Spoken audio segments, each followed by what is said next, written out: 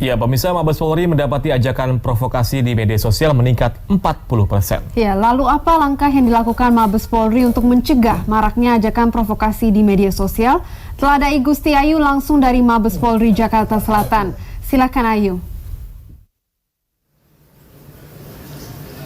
Ya, terima kasih Reva dan juga Vandana. Benar sekali bahwa pasca pencoblosan yang digelar serentak di seluruh Indonesia pada hari kemarin, 17 April 2019, pihak kepolisian ini tidak hanya mengamankan dari segi TPS saja, namun juga sampai saat ini pihak kepolisian juga terus mengawal dan mengamankan kotak suara yang berada di daerah untuk dibawa ke pusat. Tidak hanya itu juga tugas dari pihak kepolisian, namun juga pihak dari kepolisian sampai saat ini tengah gencar melakukan patroli cyber di media sosial. Patroli cyber dilakukan oleh Dit Cyber Bareskrim Mabes Polri untuk memantau akun-akun yang bersifat provokasi untuk menyebarkan berita-berita provokasi ini, di mana bahwa akun yang menyebarkan konten provokasi atas hasil perhitungan suara pemilu 2019.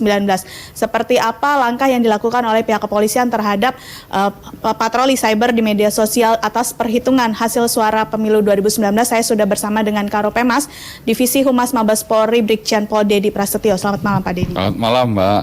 Pak Dedi, seperti apa sih Pak langkah yang sudah dilakukan oleh pihak kepolisian terkait dengan penemuan dari akun provokasi atas hasil perhitungan suara pemilu 2019? Ya, memang sampai dengan hari ini untuk Direktorat Cyber Bareskrim sudah melakukan profiling dan identifikasi kurang lebih sekitar hampir 20 lebih ya, akun-akun yang dianggap sebagai buzzer ya, yang menyebarkan konten-konten yang sifatnya provokatif dan hoax.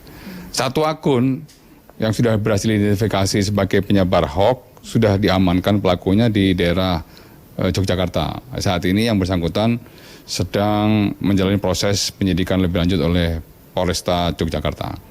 Kemudian yang puluhan tadi, lebih dari 20 akun tersebut memang lebih baik sebagai buzzer. Dan tentunya di bawahnya lagi makin banyak lagi Mbak, dia sebagai forwarder. Oleh karenanya kita juga mengharapkan kepada seluruh masyarakat untuk betul-betul bijak di dalam menggunakan media sosial. Ya, konten-konten yang provokatif, yang hoax, kemudian konten-konten yang sifatnya mengajak untuk melakukan sesuatu aksi-aksi yang mengarah kepada anarkis, itu sebaiknya untuk tidak dipercaya dulu. Ya, karena akun-akun provokatif tersebut disebarkan oleh konten-konten yang provokatif tersebut disebarkan oleh akun-akun yang anonimus.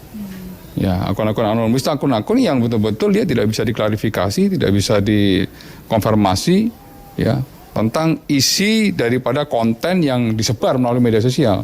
Baik melalui Twitter, kemudian Facebook, Instagram, YouTube, ya termasuk melalui grup.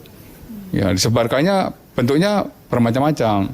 Ada yang berbentuk narasi-narasi, kemudian foto yang sudah dikombin dengan narasi, kemudian video-video yang dikombin dengan narasi, dan voice-voice. Itu terus akan dijajaki terus dan akan diidentifikasi oleh Direktorat Cyber. Gitu. Sampai sejauh ini Pak, sudah berapa pelaku yang ditangkap atas penemuan dari akun provokasi ini Pak? Baru satu ya, baru satu yang sudah diamankan di daerah Yogyakarta. Cuman lebih dari 20 akun ini saat ini masih terus didalami. Ya, hasil konfirmasi saya terakhir bahwa Direktorat Cyber sedang berkoordinasi dengan saksi ahli dulu.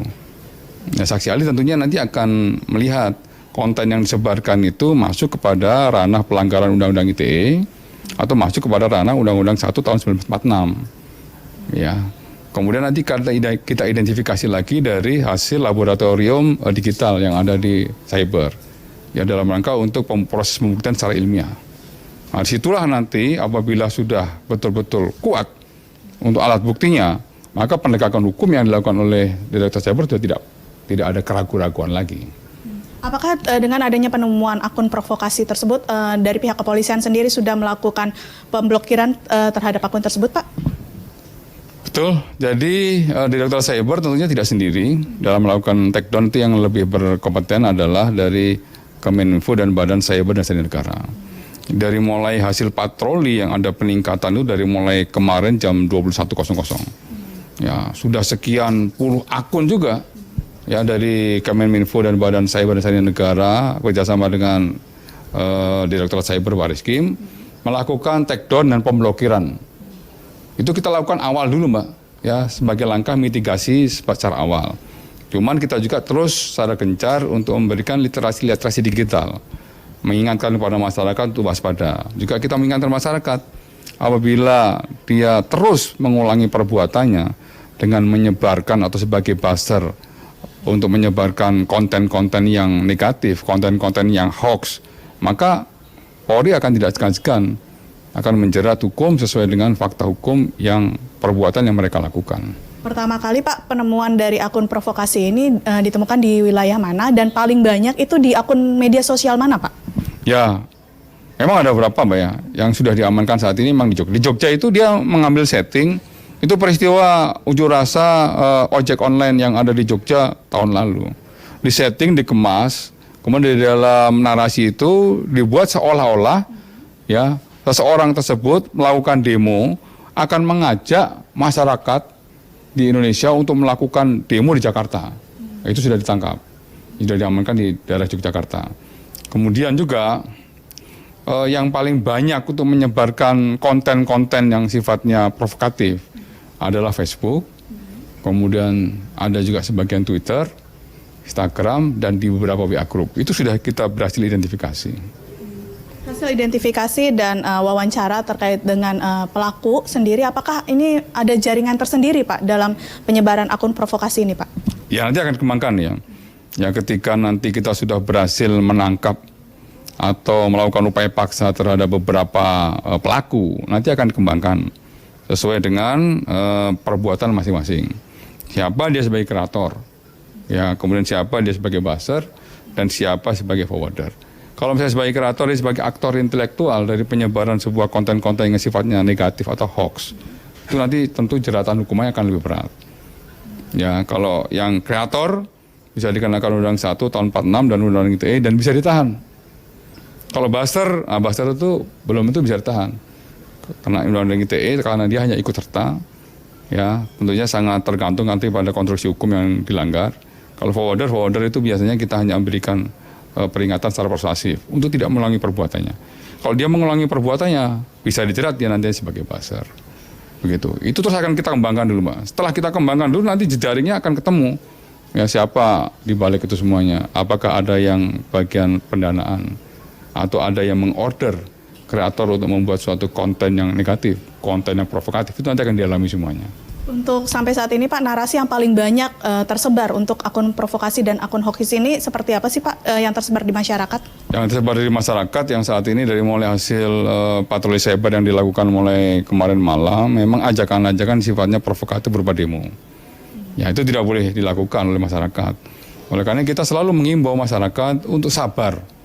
Ya untuk sabar, dan kita juga mengimbau kepada masyarakat juga untuk tidak memobilisasi massa untuk merayakan secara awal kemenangan. Tapi hasilnya hanya menghasil dari quick count. Padahal hasil resmi pemilu, baik pemilihan presiden maupun pemilihan legislatif, itu nanti akan diumumkan oleh lembaga resmi, ya siapa? KPU. Tanggal 22 Mei. Oleh karena masyarakat itu bersabar. Ya mari sama-sama, ya, situasi secara umum Indonesia ini sudah kondusif, sudah aman, kita jaga bersama. Kita kelola bersama. Ya agar bangsa ini menjadi lebih damai, kemudian lebih saling menghargai dan meningkatkan persatuan dan kesatuan. Menindaklanjuti hasil temuan ini, apakah dari pihak kepolisian sendiri bekerja sama dengan badan cyber negara lain ataupun kementerian lain Pak untuk menindaklanjuti akun provokasi dan akun hoax ini Pak? Tentunya dari internal kita bekerja sama tetap dengan Kemeninfo sebagai stakeholder terkait, demikian juga dengan badan cyber dan sandi negara. Nah, kedua lembaga tersebut yang memiliki kompetensi dan secara legalitas mereka punya kewenangan untuk melakukan hal sama dengan kepolisian. Cuman ranah penyidikan atau penegakan hukum itu kepolisian yang sebagai leading sektor utama. Ya, tidak untuk kemungkinan juga Mbak, ya apabila pelakunya yang sudah kita deteksi juga ada yang mencoba melarikan diri ke Malaysia, nanti mekanismenya kita police to police, tapi melalui mekanisme Interpol. Jadi dari Barreskrim nanti akan bersurat ke Divisi Hubungan Internasional, khususnya SES NCB Interpol. Kalau misalnya dia lari ke Malaysia, nanti kita membuat surat itu notis kepada Sat NCB Interpol yang ada di Kuala Lumpur untuk mengejar atau untuk membantu mengidentifikasi DPO pelaku yang sudah ditetapkan oleh kepolisian Indonesia. Ya, kalau misalnya berhasil dideteksi, maka akan ada kerjasama joint investigasi polis untuk melakukan penegakan hukum kepada yang bersangkutan. Bisa dideportasi atau bisa diserahkan oleh kepolisian Kuala Lumpur ke Indonesia, kemudian dibawa untuk mengikuti proses penyidikan yang ada di Indonesia. Oke Pak, untuk sanksi sendiri Pak, sanksi hukum yang diberikan untuk pemilik akun itu paling lama ancaman pidananya berapa tahun Pak? Kalau kita terapkan pasal 14, 1 dan 2 Undang-Undang 1 tahun 1946, itu ancaman hukumnya 10 tahun. Ya, tapi kalau misalnya kita jerat pasal 27, 28 dan 45A Undang-Undang ITE, ancaman hukuman 3 tahun, lebih kena denda 45 juta. Himbauan sendiri Pak untuk masyarakat nih Pak agar tidak mudah termakan oleh akun-akun provokasi dan akun hoax ini seperti apa Pak? Ya, himbauan kepada masyarakat yang pertama adalah masyarakat harus betul-betul cerdas ya di dalam menerima setiap informasi yang ada di media sosial. Ya, cerdas dalam arti kata harus betul-betul melihat siapa akun yang menyebarkan konten tersebut. Ya, kalau misalnya konten tersebut sifatnya anonimus atau tidak jelas karena tidak bisa diklarifikasi dan konfirmasi, itu diabaikan. Nah, kemudian ciri khas daripada hoax itu konten yang isinya baik diksi di dalam narasinya itu sifatnya provokatif, sifatnya mengajak kepada hal-hal yang melakukan pelanggaran hukum. Ya, seperti demo anarkis itu pasti melanggar hukum. Kemudian melakukan atau mengajak melakukan hal-hal pelanggaran-pelanggaran lainnya. Itu diabaikan. Ya, karena kalau itu diikuti maka akan berhadapan dengan hukum tentunya. Oleh karenanya kita minta kepada seluruh masyarakat betul-betul bijak ya di dalam menggunakan media sosial, karena media sosial adalah areal publik.